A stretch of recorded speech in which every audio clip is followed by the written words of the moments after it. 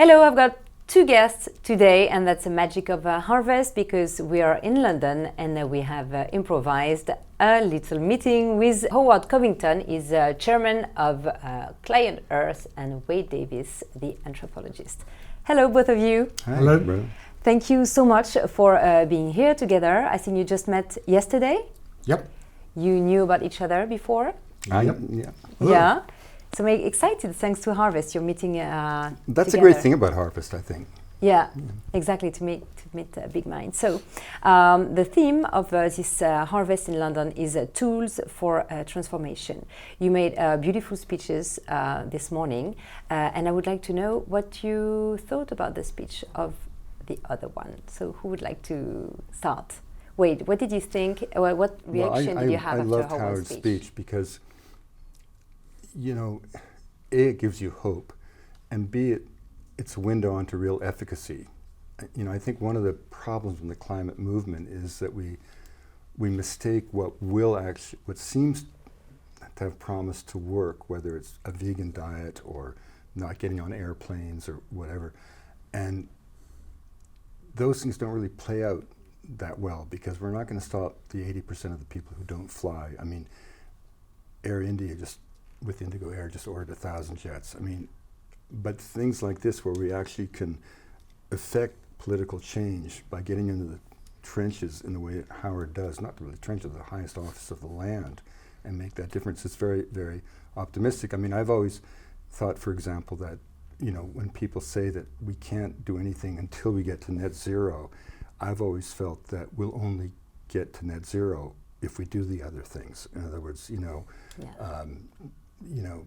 the role of women, for example, liberating women, freeing women, is probably one of the best things we could do for climate change. Why? Well, because as women get control of their bodies and their destinies, they tend to have fewer children. So in the long term, that's a helpful solution. Yeah, okay. You know, food waste is a major thing. Getting rid of subsidies for carbon. The carbon, IMF just did a report that $7 trillion of subsidies go to fossil fuel sector of the economy. Well, that's twice what governments of the world spend on education, 2/3 of what they spend on healthcare. So I found Howard, I mean, it's just also really great to see someone who's making it happen, who's doing it, you know, and it's really, really congratulations. I think it's fantastic.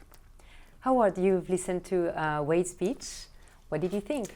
So I thought it was completely brilliant for showing how important the indigenous people are. Not just how vibrant their cultures are and how amazing their cultures are, but how important they are. And it led me to put two things together. So I think a year ago or 2 years ago, there was an agreement made in Montreal. It's called the Kunming-Montreal Treaty. It was made at the Biodiversity Conference of Parties, and it set aside 30% of nature, 30% of land and 30% of oceans for nature. And so the question is, who's going to look after the 30% of land? And the answer is entirely obvious: the indigenous people of the world. And that's an abstract idea until you see Wade's presentation, and suddenly it all comes to life. You can see where the curation of that 30% land is going to go, and the sooner it gets there, the better. Do you have a question to ask to each other? I do.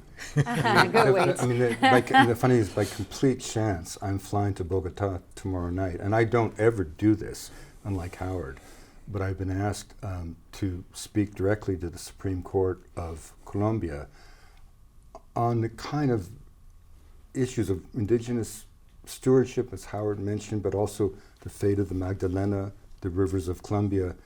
And Colombia is at a really interesting point, still struggling in the wake of the peace agreement. One of the things that makes Colombia very unique, it's the only nation state in the world born of a vision of natural history. And that was because of the relationship between Alexander von Humboldt and Simon Bolivar. And Humboldt often spoke in metaphor, But Bolivar, who was deeply influenced by him, kind of took his metaphors to be real.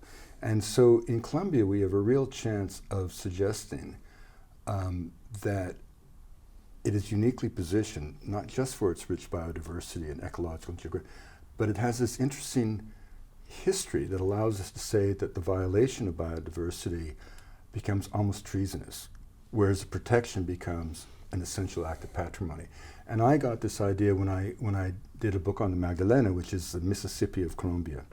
It's the river that made possible the country, which is geographically the most challenging probably in the world.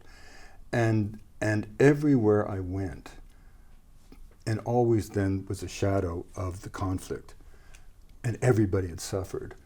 But everybody, from police to poets to fishermen to farmers, said, to clean our soul, we must clean the river.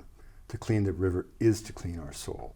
And that popped up unsolicited up and down that entire drainage. And so there's this thing going on in Colombia where there's an enormous amount of focus that if feeling that we can finally, the country's traditionally turned its back on that river. Now it's turning back to the river. Oh, good. And so that's part of what I'm doing. So I'm dying, and it probably won't even happen today, but hopefully, from Howard I don't mean tips, because I'm not in a position to do kind of lobbying that Howard does so effectively, but even beginning to, how do you suggest to a country like Colombia, which like Indonesia, like China, everything we learned from Howard today, has the strictest environmental laws on the books. It has the most extraordinary network of national parks. It's got an extraordinary set of universities and ecological institutions. It's got a highly educated public, all the goodwill in the world, but it's also got cocaine. And until that happens, that's another thing. But that gap between laws and policy on the ground, or effect on the ground, is what I guess Howard's been dealing with in all of this incredible work he's done. So you'll be able to share a few tips with with Wade. So yeah. So the thing that we have been asked to do by China, and more recently by Indonesia, and in the last few months by Brazil, is to help train judges and prosecutors to better enforce the laws. We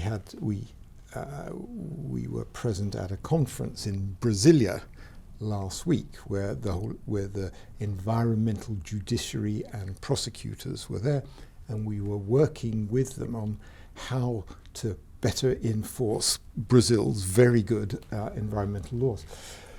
So if the political willingness is there from the top, yeah.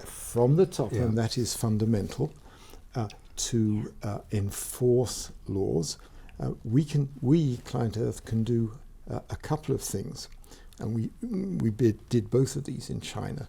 We can take a look at the laws and say, if you just change this law just a little bit, it would be easier to bring prosecutions, and that's the ease of bringing prosecutions is something that's very important. And then we can bring to the justices and the prosecutors, we can bring them right up to date with what's going on around the world in adjudicating cases. And that leaves them with the sense that they are right at the forefront of what is happening. And I mean, we would do that with the greatest of pleasure if the political will is there. And how do you deal with the fact that, it's with kind of inherent corruption that occurs in, for example, obviously, I'm not even sure the word's corruption, it's just values, but I mean, cattle ranches expanding in the Amazon, or in the case of Colombia, the invasion of cocaine production into pristine forests and that.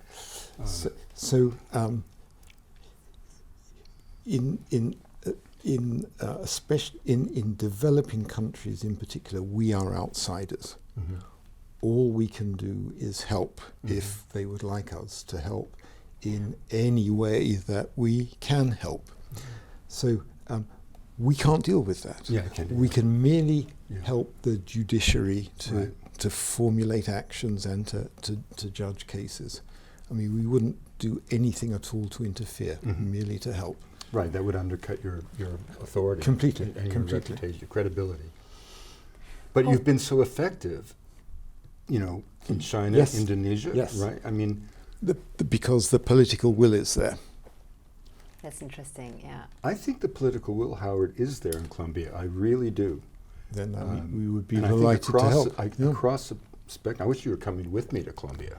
Oh, that's That good would be- to have a word in your luggage, yeah. Actually, I really wish you were.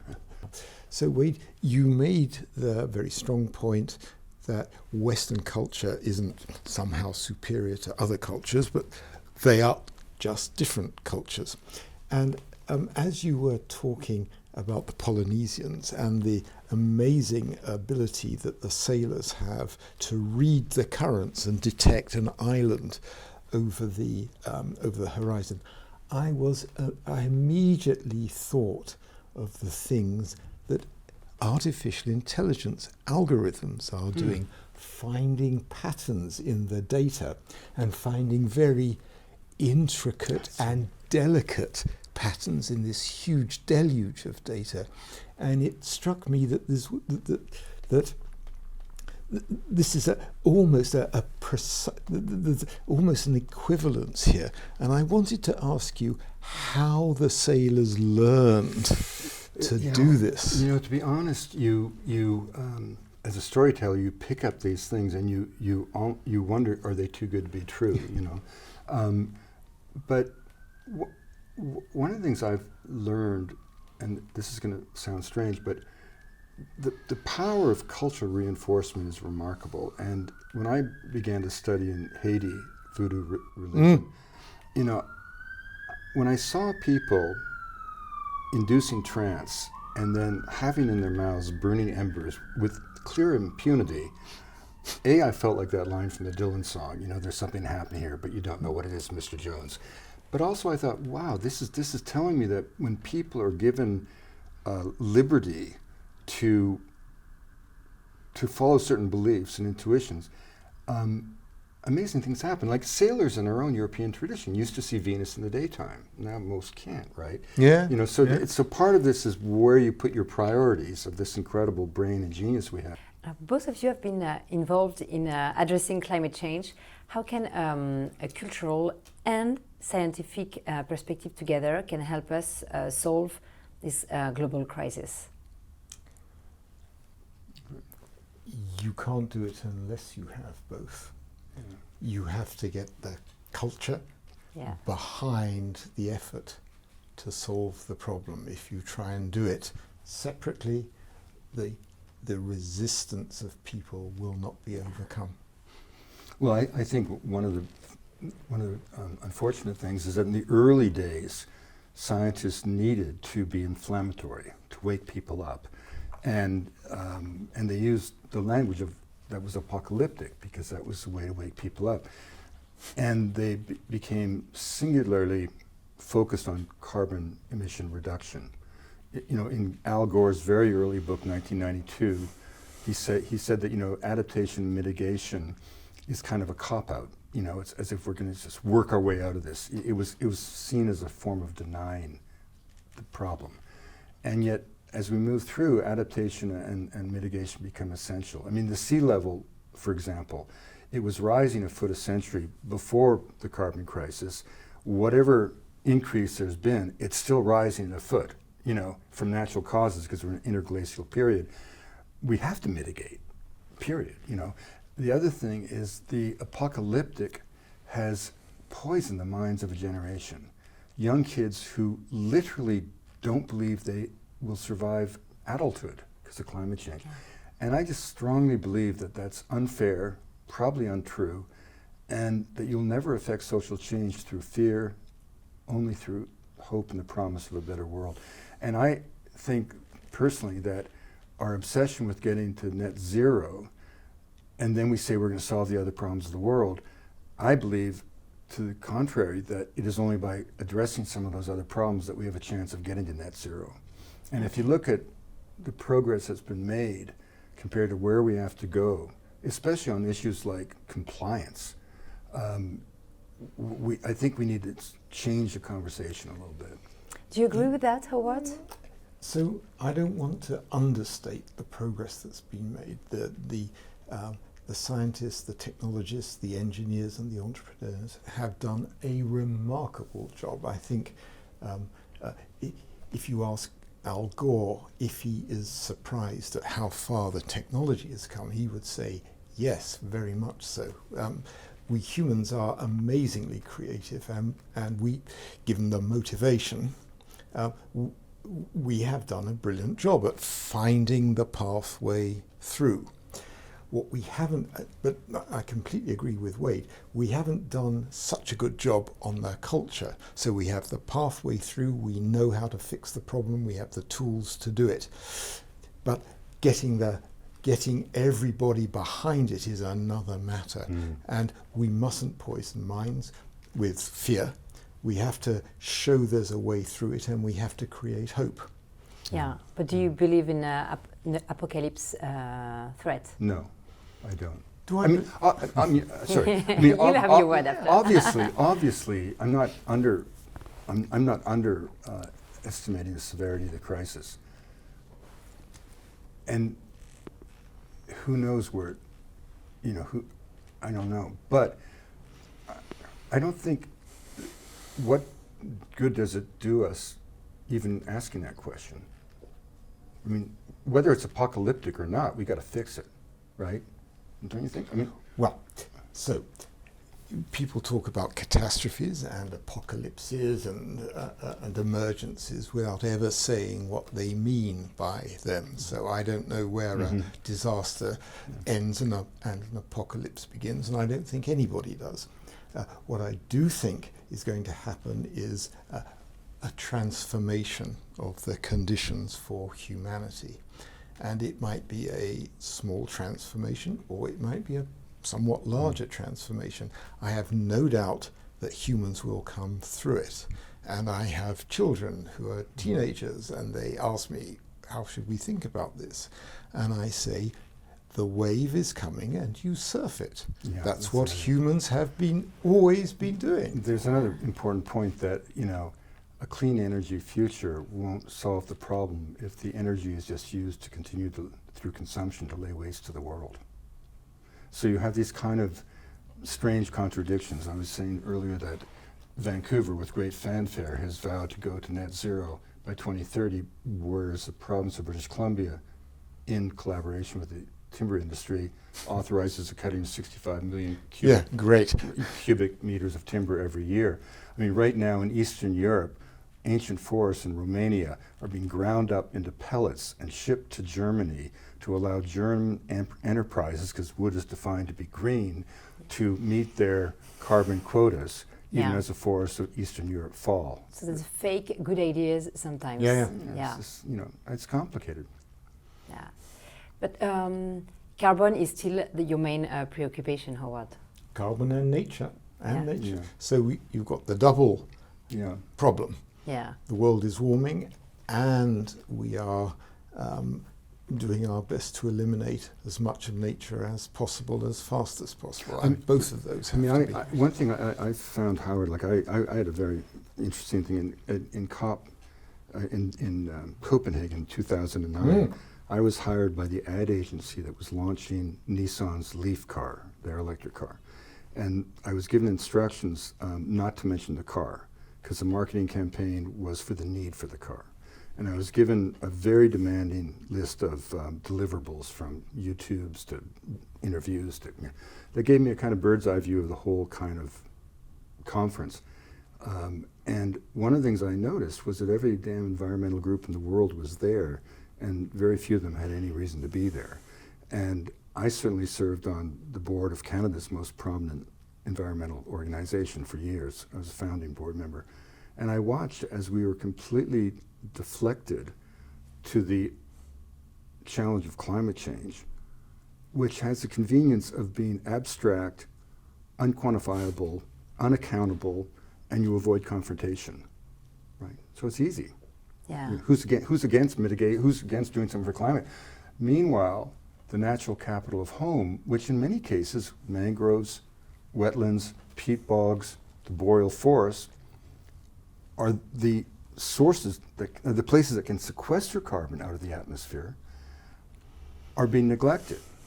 And for example, the boreal forests in Canada are being ravaged to make two-ply toilet paper. And yet that's the best carbon sink we have in the world. So there's a kind of disconnect and a lack of transparent, I mean, you know, things like, what's an example? Well, even take the fires in Canada this summer, which hit headlines around the world. If you actually look at the data, this was a horrific summer. 152 billion cubic meters of carbon dioxide, 3 times Canada's annual production. But if you look at actually fires since 1980 by the government records, this was a bizarrely anomalous year, 6 times the amount of land burned as to the average over the last 40 years. And over the last 40 years, it's been like this. As recently as 2020, it was only, it was an insignificant amount burned. I think it was 308,000 hectares as opposed to 16 million this summer, right? So there's no evidence to date yet, and hopefully there won't be, that this summer was a new norm. Heaven forbid it may be a new norm, but it was a spike, right? And if you look at the data, it's been like that. And in fact, since 1980, the acreage has actually been slowly going down for whatever reasons. But again, the media is really culpable, I think, in generating this kind of attitude, this kind of sense of apocalyptic fear, you know. I mean, not that I'm saying those fires weren't terrible, but we don't know yet what that surge really meant. What do you think about that, Howard? You agree with the media? And So when the sky turns orange in New York, you can't blame the New Yorkers for saying the apocalypse is arrived. Well, no, I know. I mean, that was also like, I mean, that this was the summer of the apocalypse. I mean, that was, you know, but it's like it's like the Maui fires, right? Obviously, that land's gotten desiccated by, the way it's been transformed through pineapple plantations and everything. I mean, Maui fires were disastrous, but the real culpable agent was the power utility that has not been repairing those poles, the fact that they allowed all the water resources and holding ponds to decay, the fact that a police chief didn't warn anybody of the coming conflagration. You know, it's sort of like, it's like we always conflate damage with intensity and severity of storms. So that, for example, you know, hurricanes have caused huge more damage recently, but that's partly because of settlement patterns. I mean, if a hurricane swept through Miami-Dade County today, there are more people living there than in 1940 lived from Maine to the Gulf of Texas, right? So some of this is, you know, I just, you know, and the funny thing is that the minute you even raise some of these issues, you are a denier. And I think that's a real problem. I think that I find personally, as a non-specialist, I mean, Howard's a specialist, so I should defer to him, but between the actual deniers, either cynically serving industry or driven by religious or political ideology, and the prophets of gloom who have an almost biblical obsession with the coming apocalypse, almost you could almost go pornographic in a weird way, you know. There's not a lot of space for the consideration of multiple voices, it seems to me. Yeah. And if you look at the data, Howard, where you mean? So, what the scientists have been saying for a long time is that as the world warms, the extremes will become more extreme. So you're sampling from a distribution of outcomes which is shifting towards more extremes. So Wade is probably and hopefully right that the fires in Canada this year were a blip. They were one occurrence of something extreme. But what we do know is that kind of occurrence will be more frequent in future. So it may not have been seen in the record for a long time, but the concern is that it will be seen again. I don't know. And back to what you said about New Yorkers, is that whether it was anomalous, a new norm, it was bloody scary. Yeah, exactly. And if that any possibility that that's a new norm, people have reason and to be deeply concerned. What advice would you give, both of you, to the next generation of scientists and environmentalists who want to make the world a better place? So, it's interesting that you've picked scientists and environmentalists. So, the scientists have raised the alarm, and they've used the language they thought they had to use to raise the alarm. But what the scientists and the environmentalists have both got to do now, it's something that we Clientearth do, is just put one foot in front of the other. You have got to take action, and there's no point looking 20 years out. You have to take action today. You have, whatever it is you're doing, you have to do it, and you have to make progress. You put one foot in front of the other. That's all you can do.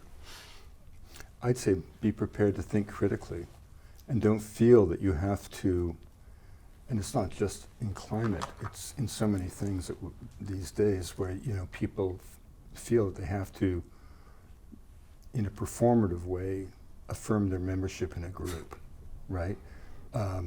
Whether that's on issues of trans sexuality or on issues of climate. And I think that tends to cause people to stop thinking critically. And ideology is never a formula for creative thinking. What's your biggest fear each for the next future, and your biggest hope? My biggest fear right at the moment is Trump. Yeah, well said. Well said. That could set back the... Why? So why? Biden's Inflation Reduction Act has supercharged what the US is doing, and it was very necessary to supercharge what the US is doing. We need the US to lead the world in this. With Trump, US leadership will fade away, and even the benefits of Biden's act may start fading away. And it's not just in terms of what he will or will not do in terms of legislation. It's that if the Americans, I wrote a piece for Rolling Stone. I think when it's interesting during COVID, everybody wanted me to write about COVID, and I didn't think I had anything to say. And one night I was just paddling my kayak around the island, and I thought, COVID's not about medicine or health, it's about culture. And I came back and I wrote a piece, sent it to Jan Wenner at Rolling Stone, put it up. It had 362 million social media impressions. And it was all about the end of American exceptionalism and how COVID revealed the weakness of America. And it wasn't done in a kind of anti-American diatribe, it was done as a lament and an intervention, holding the mirror to Americans to see what has become of their society. And they look in the mirror and they see themselves, they see an America they imagine to be when the mirror is broken in shards of glass on the ground, right? And the re-election of Trump, given all that we know, his criminality, his values, I mean, everything, would send such a shockwave around the world as to the end of America's era. Don't forget, empires are born to die. 15th century belonged to the Portuguese, 16th to the Spanish, 17th to the Dutch, 18th to the French, 19th to the British, 20th to the Americans. Will it have another century? And if not, who's going to take the lead? One of the challenges in China, China's entire stability is based on a contract between sacrifice of freedom and economic prosperity. And in such a situation, in a dictatorial regime, economy will always trump ecology. And that means energy will always trump ecology. And China, for all, its openness to what Howard's bringing to it, also just licensed 168 coal plants. India and China will be dependent on coal, from everything I understand, for the foreseeable future. Which, again, I think a perfect example of our confused thinking is our faith in electric cars. Correct me if I'm wrong, Howard, but basically, from what I understand, 20% of electric car is plastic, so that's fossil fuels. The manufacturing of an electric car produces more emissions, about 70% more than a standard. So if you take a standard sedan, it produces about 18 tons of carbon electric car, 24 tons of conventional car. So it's not, and then when you factor in the supply chains for the heavy metals, the rare metals and so on, the human rights issues, and the fact that electric cars only work if the source of their energy is clean. So Norway, Canada, we can do that. But if the electric cars of China and India are based on carbon sources, well, it's not that electric's not good, it's great, but it won't realize its promise, I would say. That's two of your topics, China and electric cars. Howard, I think you can tell us about this also. On electric cars, Wade is quite right. If the electricity comes from coal, you've got coal-powered electric cars. That's absurd. It's absurd, but that is where it's going to be until you decarbonize electricity supply. You share this. Yeah. I share that view, but we are in a world now where we're knocking up against boundaries, and hard decisions have to be made about what you do and what you don't do. There is no ideal solution now. There is no going back. We have to go forward, and we have to solve the problem within the boundaries. We can't burst through the boundaries. And the thing that leaves me optimistic is just how creative our scientists and technologists and entrepreneurs are. So I showed a curve this morning of how products come into a market, and it starts very, very slowly, and it rises imperceptibly until it shoots up. Now, I think we're going to go shooting up this curve with clean energy. I think although electric cars are coal-powered in some places, I think within a decade they won't be coal-powered, even if they are now. So you see, we need to start with compromise, and then to be pure in the end? I don't. Compromise and purity are not terms I use. When you start up a business, you do what you have to do to get it off the ground, and that's where we are with the energy transition. Well, and it's a great point, because we all know we have to get off carbon, and whether or not someone like me can make a few sharp points in a conversation about the limitations of electric cars, the promotion of electric cars, as Howard said, and the need for them, the subsidies for them for that matter, mean that when we do make that move, the cars will be bloody well available, right? Yep. I mean, that's what you're talking about, So it's not simple. So on the availability, the issue in Germany is not producing electric vehicles, it's how you face competition from China, which is now producing fabulous electric vehicles at 30% less than the German motor industry can. They are there, and they are coming. It's going to go much faster than we think. Yeah. Thanks to you. Well, yeah. So we were talking about the biggest hope. You mentioned the creativity of the entrepreneurs. That would be your biggest hope for the future? Yeah. And you, Wade? We're so impatient about change, but change is happening all around us. People often say, are you optimistic? Well, hell, Howard and I grew up at a time when just getting people to stop throwing garbage out of a car window is an environmental victory. Lady People Bird still do Johnson's it. beautiful, you know. No one Yeah. spoke about the biosphere or biodiversity. Now it's part of the vocabulary of school children. You know, until we went to the moon, there wasn't a Ministry of Environment anywhere on the planet. Now there's not a government that doesn't have one.